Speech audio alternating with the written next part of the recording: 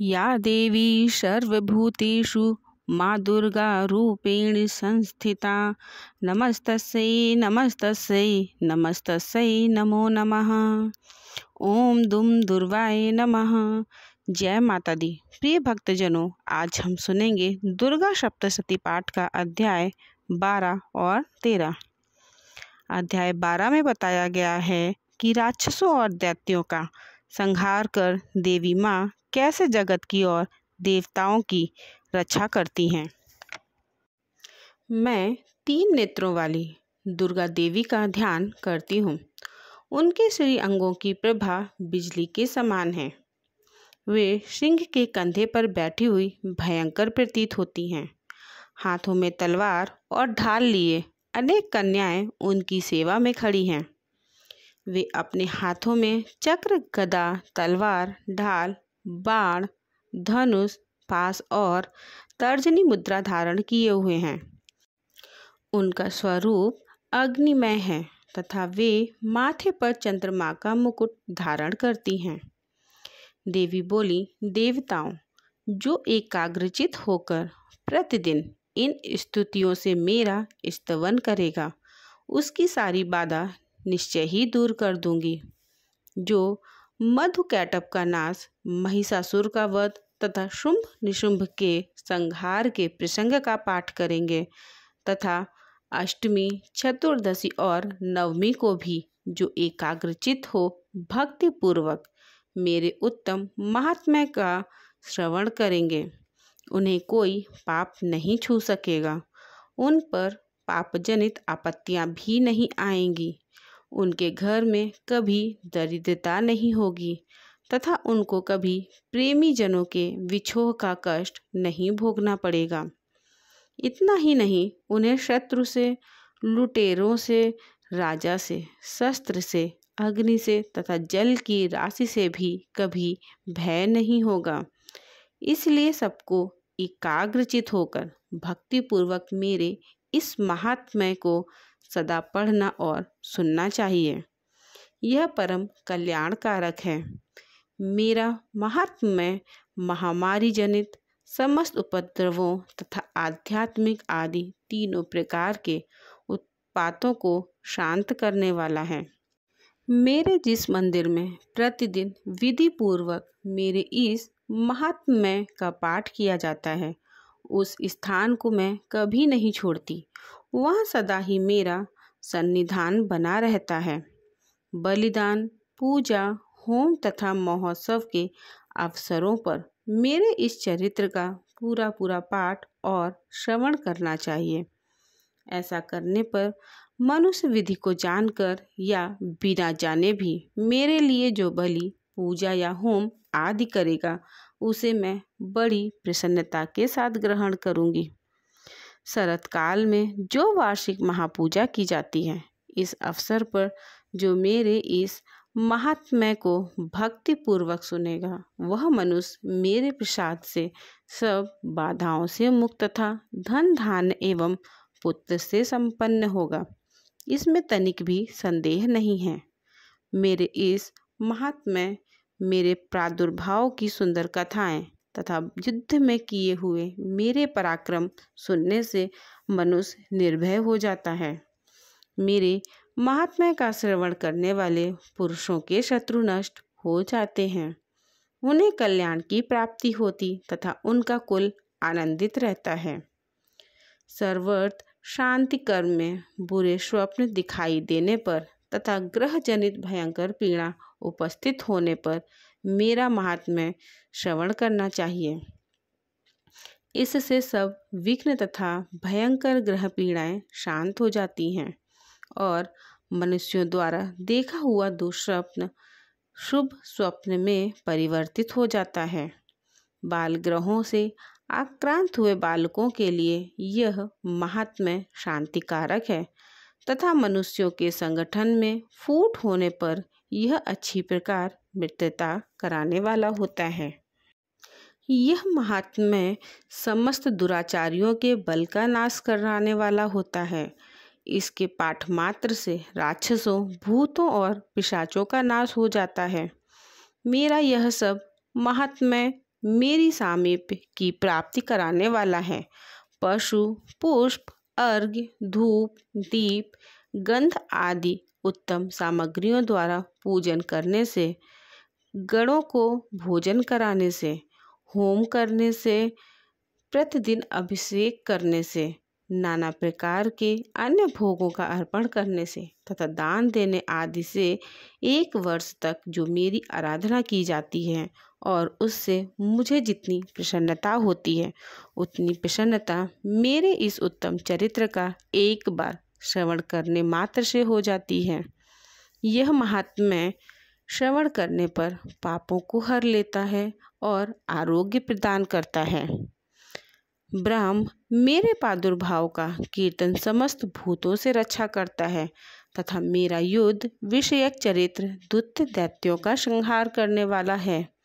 इसके श्रवण करने पर मनुष्यों को शत्रु का भय नहीं रहता। देवताओं, तुमने और ब्रह्मर्षियों ने जो मेरी स्तुतियाँ की हैं तथा ब्रह्मा जी ने जो स्तुतियाँ की हैं वे सभी कल्याणमयी बुद्धि प्रदान करती हैं।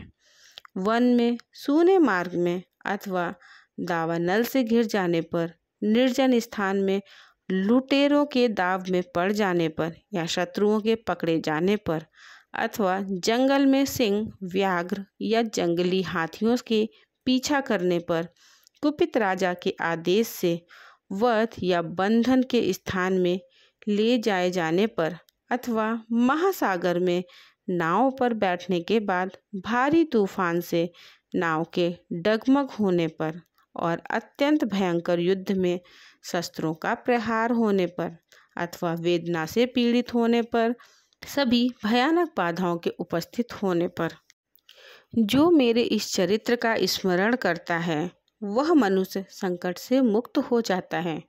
मेरे प्रभाव से सिंह आदि हिंसक जंतु नष्ट हो जाते हैं तथा लुटेरे और शत्रु भी मेरे चरित्र का स्मरण करने वाले पुरुष से दूर भागते हैं। ऋषि कहते हैं, यूँ कहकर प्रचंड पराक्रम वाली भगवती चंडिका सब देवताओं के देखते देखते वहीं अंतर्धान हो गई। फिर समस्त देवता भी शत्रुओं के मारे जाने से निर्भय हो पहले की भांति यज्ञ भाग का उपभोग करते हुए अपने अपने अधिकार का पालन करने लगे। संसार का विध्वंस करने वाले महाभयंकर अतुल पराक्रमी देव शत्रु शुंभ तथा महाबली निशुंभ के युद्ध में देवी द्वारा मारे जाने पर शेष दैत्य पाताल लोक में चले गए। राजन, इस प्रकार भगवती अंबिका देवी नित्य होती हुई भी पुनः पुनः प्रकट होकर जगत की रक्षा करती हैं। वे ही इस विश्व को मोहित करती, वे ही जगत को जन्म देती तथा वे ही प्रार्थना करने पर संतुष्ट हो विज्ञान एवं समृद्धि प्रदान करती हैं। राजन, महाप्रलय के समय महामारी स्वरूप धारण करने वाली वे महाकाली ही इस समस्त ब्रह्मांड में व्याप्त हैं। वे ही समय समय पर महामारी होती और वे ही स्वयं अजन्मा होती हुई भी सृष्टि के रूप में प्रकट होती हैं। वे सनातनी देवी ही समयानुसार संपूर्ण भूतों की रक्षा करती हैं। मनुष्यों के अभ्युदय के समय वे ही घर में लक्ष्मी के रूप में स्थित हो उन्नति प्रदान करती हैं और वे ही अभाव के समय दरिद्रता बनकर विनाश का कारण होती हैं। पुष्प, धूप और गंध आदि से पूजन करके उनकी स्तुति करने पर वे धन, पुत्र, धार्मिक बुद्धि तथा उत्तम गति प्रदान करती हैं। इस प्रकार मार्कंडेय पुराण में सावर्णिक मनवंतर की कथा के अंतर्गत देवी महात्म्य में फलस्तुति नामक 12वां अध्याय पूरा हुआ। अब हम सुनेंगे श्री दुर्गा सप्तशती का 13वां अध्याय। इस अध्याय में सुरत और वैश्य को देवी का वरदान का वर्णन किया गया है, जो उदय काल के सूर्य मंडल की सी कांति धारण करने वाली हैं, जिनकी 4 भुजाएं और 3 नेत्र हैं तथा जो अपने हाथों में बांस, अंकुश, वर एवं अभय की मुद्रा धारण किए रहती हैं। उन शिवा देवी का मैं ध्यान करती हूँ। राजन, इस प्रकार मैंने तुमसे देवी के उत्तम महात्म्य का वर्णन किया है जो इस जगत को धारण करती हैं। उन देवी का ऐसा ही प्रभाव है। वे ही विद्या अर्थात ज्ञान उत्पन्न करती हैं।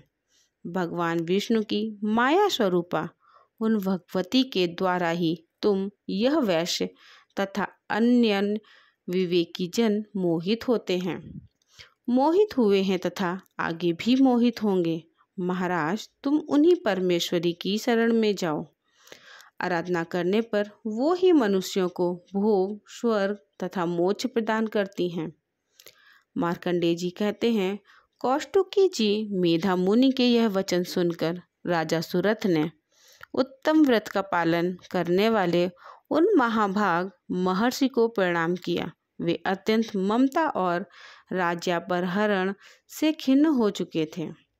महामुने इसलिए विरक्त होकर वे राजा तथा वैश्य तत्काल तपस्या को चले गए और वे जगदम्बा के दर्शन के लिए नदी के तट पर रहकर तपस्या करने लगे।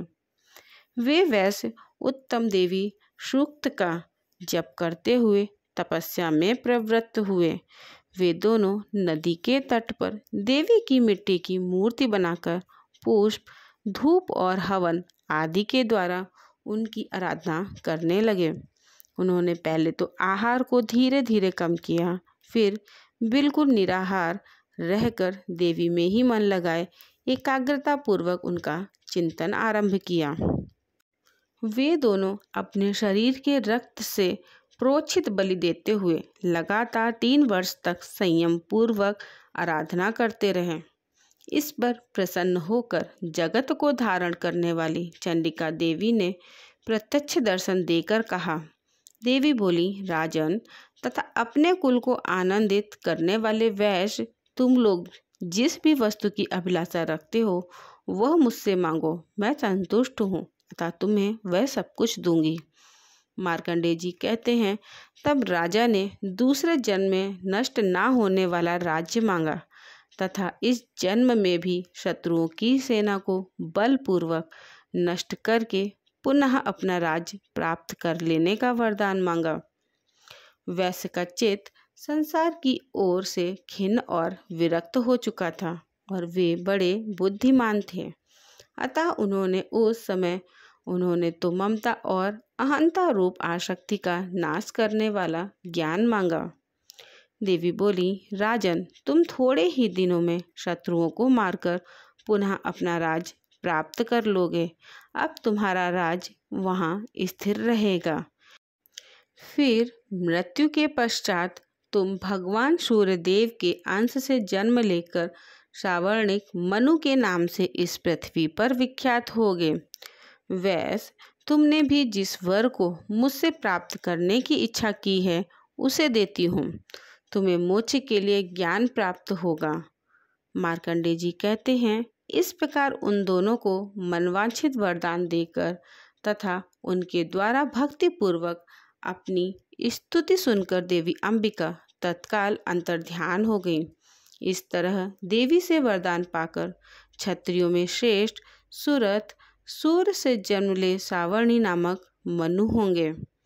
इस प्रकार श्री मार्कंडेय पुराण में सावर्णिक मनवंतर की कथा के अंतर्गत देवी महात्म्य में सुरथ और वैश्य को वरदान नामक 13वां अध्याय पूरा हुआ। धन्यवाद।